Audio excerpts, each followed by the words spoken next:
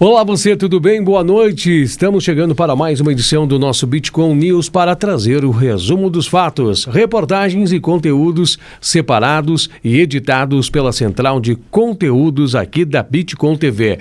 Nossa programação você também acompanha online pelas redes sociais. Estamos no Facebook, no Instagram, no Twitter e também em nosso canal do YouTube. É só você pesquisar por Bitcoin TV. Vamos agora trazendo então as principais informações que reverberaram ao longo deste dia. Ministério Público do Trabalho pede a interdição da JBS ANARREC, aqui da cidade de Caxias do Sul. Nós conversamos com o secretário de Saúde de Caxias do Sul para saber mais informações sobre os procedimentos que vão ser tomados pela Prefeitura de Caxias do Sul. Essa reportagem foi ao ar hoje ao meio-dia pela Bitcoin TV, dentro do programa Bitcoin Meio-Dia, no qual a jornalista Melissa Bueno teve esse diálogo com o secretário municipal da Saúde, o Jorge Olavo Ran Castro. Vamos prestar atenção em trecho desta entrevista que traz detalhamentos sobre a abordagem e a visão da própria administração pública referente a este caso. Preste atenção nesta entrevista. Então, o que aconteceu? Nós tivemos um surto, tá? Nós iniciamos com mais ou menos pelo dia 19 de maio, teve um caso, em seguida progrediu para o final de semana passado para 18, já estamos em 22. Os suspeitos, que eram 60 sexta-feira passada, hoje já estão em 120, mais ou menos, tá? Então, o que aconteceu? Nós fomos verificar lá as condições. Realmente, as últimas modificações que eles fizeram ficou adequada, mas eles ainda estão com problema no departamento médico deles e na entrada dos funcionários, tá? Que foi verificado. Na lotação dos ônibus de transporte, embora eles tenham feito modificações, algumas não estavam sendo cumpridas em algumas unidades de transporte. Então, foi sugerido ao Ministério Público que se paralisasse, né, a linha de produção até que se conseguisse fazer uma testagem de todos os trabalhadores, os confirmados e os suspeitos, de todos, né, e adequar o departamento médico da empresa. Então, isso não seria possível com a linha de produção ativa. Então, foi sugerido que se parasse a linha de produção enquanto era feita a testagem e a adequação do departamento médico, principalmente. E o Ministério, então, realmente solicitou, né, e pediu essa informação mesmo. A empresa, diante disso, já entrou em contato com vocês hoje pela manhã? Vocês tiveram aí alguma reunião, algum retorno? Não, hoje nós já sugerimos à empresa que, mesmo que não esteja parada a linha de produção, nós podemos começar a testagem daqueles trabalhadores que foram afastados por síndrome gripal, porque isso independe de estar funcionando ou não a linha de produção, para não se perder tempo. E nós vamos ter hoje uma reunião à tarde com a direção dessa empresa. Não a direção dessa unidade, mas da empresa. Ai, ótimo isso, né? Até porque, né, secretário, o que se comenta muito aí, a população também, aqui, o pessoal de Caxias do Sul, é que já teve um histórico dessa mesma empresa em outra cidade aqui do estado, e que o objetivo é que não chegue a ter a situação que foi passado na outra cidade, né? Exatamente. O nosso objetivo é conter esse foco, tá? E nós acreditamos que isso é possível desde que se siga essas normas que nós pedimos. Há condições perfeitas de nós cessarmos esse surto nessa unidade, mas com uma parada da linha de produção. Sem dúvida. E outra coisa, né, secretário, isso que é importante até para as pessoas entenderem, essa empresa, além de, né, empregar mais de 1.000 funcionários, eles têm uma vila própria, eles têm muito contato, né, tem alojamentos, então eles têm um contato muito próximo, né, os funcionários. Exatamente. Então, o que foi a secretaria procurou fazer? Nós estamos reforçando o atendimento médico nas 2 UBSs próximas, né, que é a de Ana Rec e de Eldorado. Aumentamos o número de profissionais e nós vamos programar para os próximos dias uma ação nessas comunidades. Enfim, então, secretário, já era esperado, assim, vocês já tinham se organizado para isso. Não iremos mudar de bandeira. Não, porque a mudança de bandeira é a capacidade de atendimento, e isso nós estamos perfeitamente tranquilos. Nós temos condições de abrir imediatamente novos leitos de UTI, já está preparado, nossos leitos de enfermaria estão subdimensionados agora para o atendimento, nós temos muita capacidade de atendimento. Então, isso não nos preocupa no momento. Que bom. Secretário, muito obrigada mesmo, e é muito importante as suas colocações, até para que toda a população caxense venha entender qual a situação aqui do município. Obrigada, viu? Bom dia.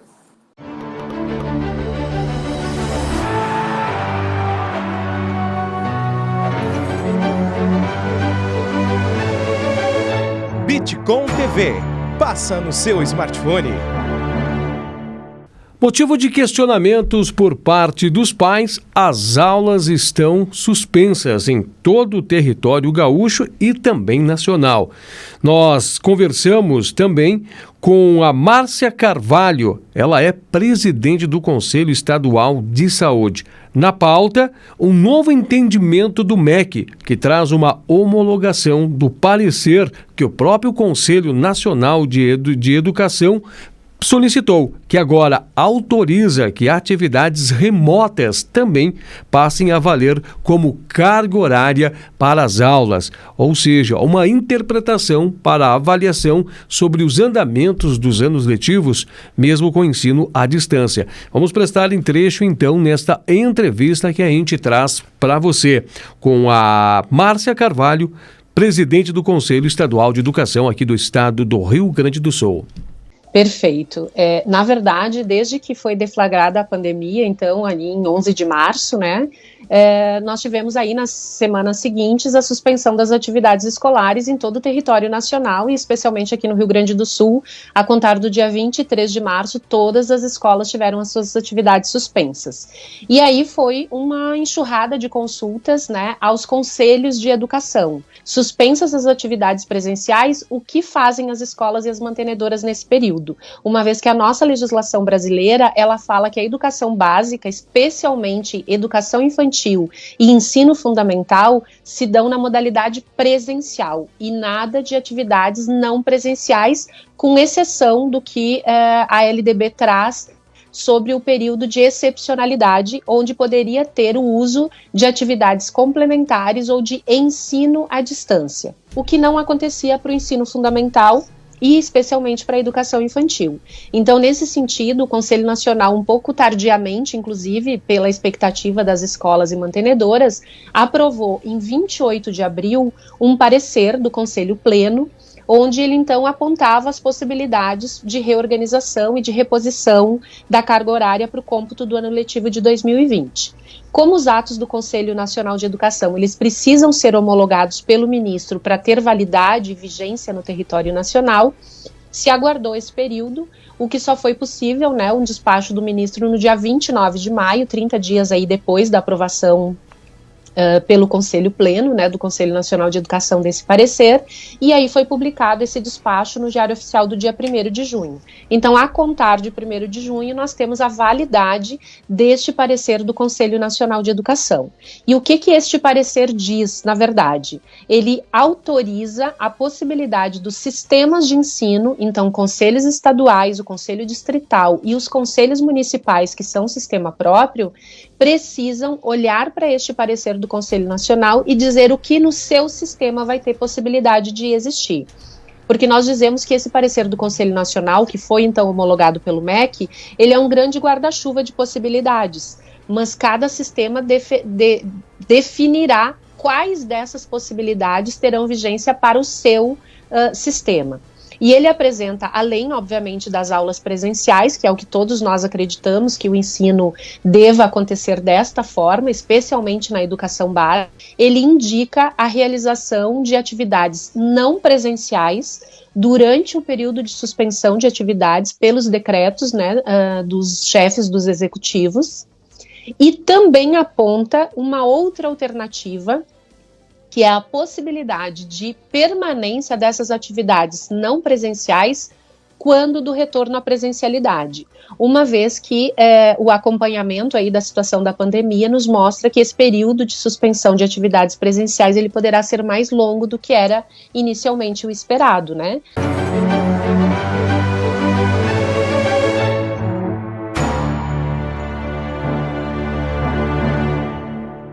E agora é o momento dele, nosso coach financeiro, Natanael Buogo, trazer, claro, a sua análise financeira para esta quarta-feira. Natanael Buogo, com você.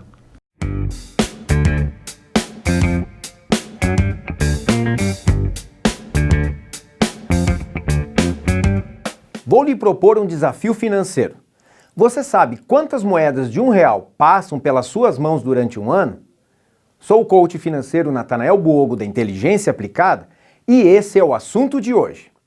A resposta desta pergunta será fácil se estiver disposto a encarar um desafio. O que você precisa ter é apenas um cofrinho. Toda moeda de R$1 que passar nas suas mãos a partir de hoje, guarde ela nesse cofrinho.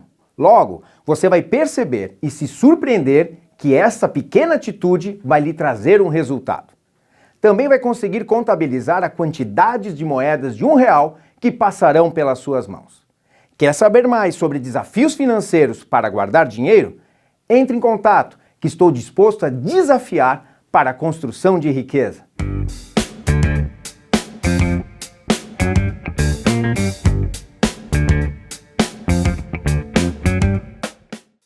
E a previsão do tempo detalha que o frio dá uma leve trégua para esta quinta-feira. As temperaturas serão um pouco mais elevadas e prometem ficar acima da casa dos 5 graus. Há algumas projeções que até mostram que as mínimas poderão se aproximar da casa dos 10 graus. Mas o certo é que as temperaturas máximas aproximarão da casa dos 20 graus. E o que chama a atenção quando se fala sobre a previsão do tempo é que as temperaturas ao longo do dia, apesar de mais elevadas durante à tarde, trazem alterações em relação à quarta-feira. É a chegada de nuvens, porque projeta-se chuvas para esta sexta-feira. E olha, a partir desse momento de sexta-feira em diante, nós vamos ter muitos dias de chuva, inclusive um período que pode se alongar a casa dos 7 dias, entre chuvas e instabilidades e dias com o céu encoberto a nublado. E agora, para finalizar a nossa edição de hoje, a gente não poderia deixar de trazer para você esse vídeo maravilhoso que gentilmente foi nos repassado pela nossa equipe, aonde um idoso que estava internado no hospital de campanha do Vervi Ramos estava com Covid-19, ele venceu o coronavírus e teve alta nesta instituição. Ele tem 88 anos de idade e ele estava internado desde o dia 21 de maio. Adelfino Gardens completou 88 anos na segunda-feira, dia 1º, e recebeu um baita presentaço nesta quarta-feira. Com esse lindo vídeo a gente se despede emocionado e vendo que muitas pessoas têm belíssimas histórias para contar de vencimento contra esse terrível coronavírus. Parabéns ao Adelfino. E muito obrigado a todos por nos proporcionar comoventes imagens de dentro do Hospital Vervi Ramos. Preste atenção, nós encerramos por aqui. Uma boa noite a você.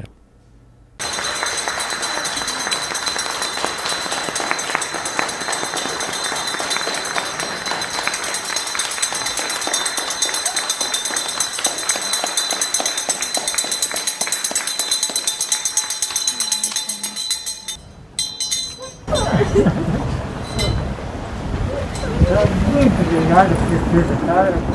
Teve a pessoa, sempre precisa acreditar. Não foi nada, não. Eu vim